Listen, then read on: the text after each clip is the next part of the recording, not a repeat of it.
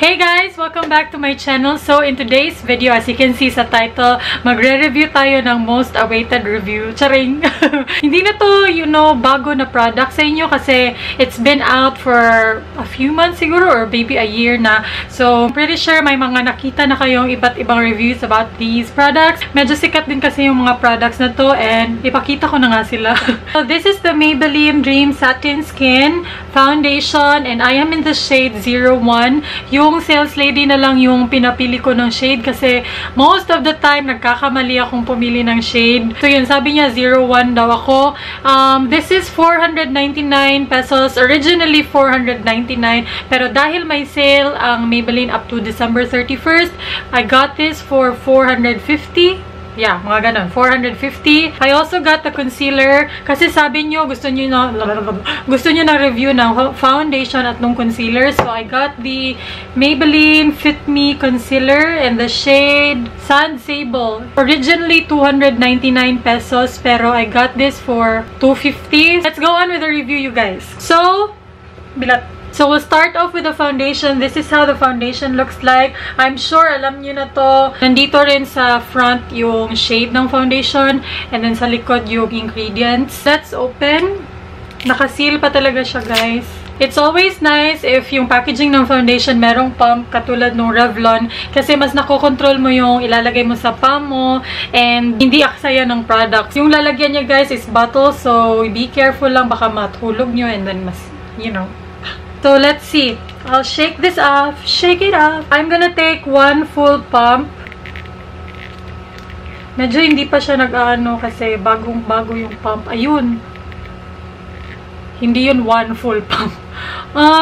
Parang hindi siya yellow undertone, guys. So, dito sa side na to, gagamit ako ng Real Technique sponge. Pero sa side na to, gagamit ako ng fingers. Hindi kasi ako komportable mag-fingers na, guys. Parang ayoko nang gumamit ng fingers. Pero we'll see. Dito muna tayo magsisimula. Ooh. Ah! Bakit ko nilagyan? Sponge na lang tayo, guys. Uy, kasi ayoko talaga nang ginagamit yung fingers ko. Kung foundation ha, ayoko. So, sponge na lang tayo all over the face. Kasi nagmamadali din ako kasi mag-film pa ako ng haul. Tingnan yung maputi na naman. Oh. Hindi naman gaano. In person, hindi naman gaano maputi. I believe number 1 is the lightest shade siguro. Oh my God. Sana 2 na lang yung kinuha ko. No? Sabi kasi ng sensei, hindi ma'am. 1 ka talaga, ma'am. Oh, sige, 1 day. Baka mag-tone down pa siya. Let's see. Pero in person, guys, hindi naman siya ganun kaputi. Over na puti. Sa camera lang. Sinungaling kasi yung camera ko. Okay, first layer done. Ang bilis, no? Pag gumamit kasi ka talaga. Pag gumamit ka talaga kasi ng sponge, mas madali at mas mabilis yung application. So, perfect. Siguro mga 20 seconds lang na blend ko na siya. This is how the foundation looks like. Ang silaw-silaw ng araw. So, this is how the foundation looks like with one layer on. Isang layer lang to, guys. And I won't base it sa viewfinder kasi medyo sinwaling talaga yung camera. Looking at the mirror, hindi naman siya nag-claim na matte, diba? Satin skin. So, hindi matte. Yeah, hindi siya completely matte. Pero, hindi siya ganun ka-dewy, guys.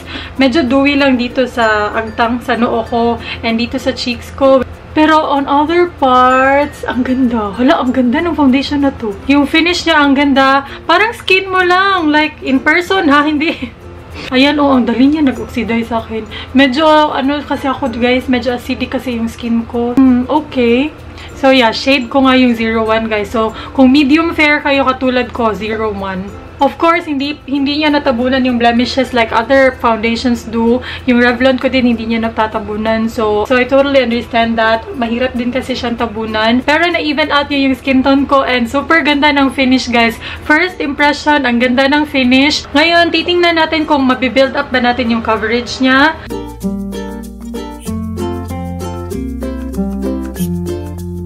Sa blemishes, hindi pa rin niya natabunan yung blemishes. So, first impressions on the foundation, it's so nice. Super ganda ng finish niya, guys. Walang halong biro. Ang ganda ng finish niya in person. So, let's proceed with concealer. Alam niyo naman, hindi ako ma-concealer na tao. So, minsan lang talaga ako mag-concealer. Let's see kung maganda. So, maglalagay ako under my eyes and at the center of my face. Hala! Dark man ni!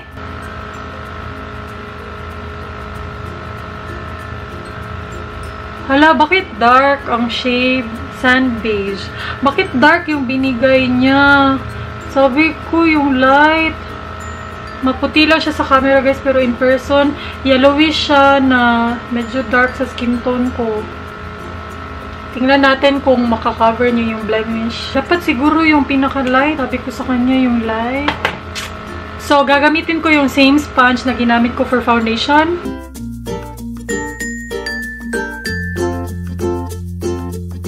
Hindi siya nakaka-highlight ng face kasi medyo dark yung nakuha kong shade. I should have gotten the lighter shades pa nito kasi parang wala siyang nagawa.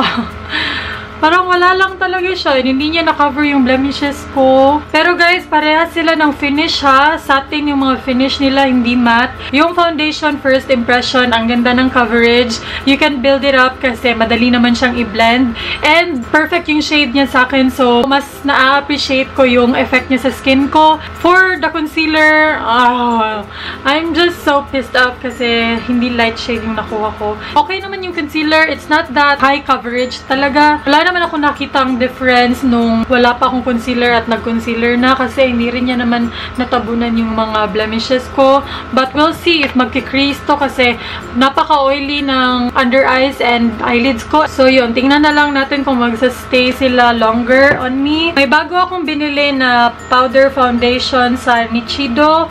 Ito yung Nichido Pressed Powder in the shade Tan. This is for 100 pesos only. Mag-ano kasi ako guys, magwa-1 brand makeup tutorial ng mga local makeup. So, ito siya. Ito yung gagamitin ko pang set. Meron na pala siyang sponge. Yan yung shade niya. Ooh! Ooh! Ang ganda! Hala, in fairness sa powder. In fairness. Ayan na, I'm done. I'm finally done. Mahaba-haba tong application na to kasi tatlong products yung ginamit ko for the first time. So, ngayon tatapusin ko lang yung whole face ko and then I'll be back. So, this is how my face looks like after a few minutes. Siguro mga 15 minutes after applying my blush, my eyebrows, and my lipstick. The foundation is still good. Hindi siya nag-cake up, you guys. Ganun pa rin talaga yung finish niya. It's just that medyo nag-mattify na siya. Medyo klarong-klaro na may foundation ako dito. It is now 2:04 ng hapon. I'll be back in a few hours kung kailangan ko nang mag-update or kung may pagbabago sa foundation at concealer. I have a very oily skin, like super oily ko. Tingnan natin kung hindi siya malulusaw at the end of the night. Okay, update muna tayo guys. Ito na yung foundation after 4 hours. Nag-blot ako kanina using a tissue kasi hindi ko na kaya. Super oily na talaga ng mukha ko and as in grabe yung oil guys. Hindi ko masabi kung bakit siya nag-oil up ng ganun kadali kasi wala pang 4 hours ganun na yung oil sa mukha ko. Siguro sa powder, siguro sa concealer. Hindi ko talaga masabi bakit. Pero sobrang oily ko na kanina. Pagtingin ko nga sa salamin kanina, sabi ko, oh my goodness, bakit ganito? Akala ko maganda tong foundation na to. Nandito pa rin yung coverage niya, pero grabe ang mantika sa mukha ko guys. May insert akong clip na kitang-kita nyo pa yung mantika sa mukha ko. Yung concealer, dito pa rin naman siguro siya. For 4 hours and ganun na yung oil na nakuha ko. Grabe guys. As in, grabe. By the way guys, nung tiningnan ko yung sarili ko sa mirror doon sa baba, kasi mas natural yung lighting doon. Baka dahil 2 layers yung nilagay ko, pero klarong-klaro na may foundation akong suot. I'm not sure, siguro sa concealer napasobra, ewan ko, or sa powder. But hindi siya natural looking tingnan at all. So, yun lang for my update. So-so na ako sa foundation. Nung una, gustong-gusto ko siya, pero ngayon, medyo so-so na ako sa kanya. Ayan guys, I'm back for my final update. It's already 9 PM, so it has been siguro mga 7 hours has passed after I first applied the foundation. And ito lang yung masasabi ko guys. The more na magstay yung foundation sa face nyo, the more siya gaganda. But, sa mga oily skin dyan like me, after a few hours, wala. borlogs talaga lahat ng mantika sa mukha nyo. Nakita nyo naman sa previous clip, di ba, na sobrang oily ko na after 4 hours or maybe less than 4 hours. I'm not sure kung sino talaga, I'm not sure kung alin talaga yung nagpa-oil up sa akin ng bonggang-bongga. If it was the foundation, the concealer, or the powder. Kasi yung ginamit kong powder, di ba, yung Nichido. So, here's what I'm gonna do.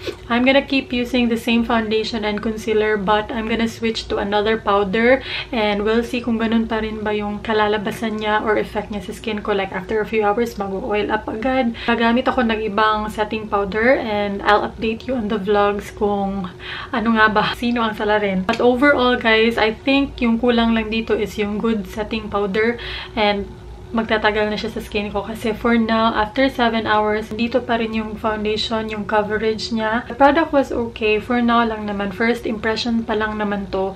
I'm gonna keep using it. Don't worry. Then, i-update ko kayo sa vlog. So, yeah. Please don't forget to like this video if you found this review helpful. And for more reviews, just like this video. And para sa mga bago dyan, please don't forget to click the red button. It's the subscribe button para ma-notify kayo once nag-upload ako every single day. So, yun. Hilamas na ako, hinahanap na ako ni My Loves kasi hinahanap niya ako. So, yun. Thank you guys so much for watching, and I'll see you.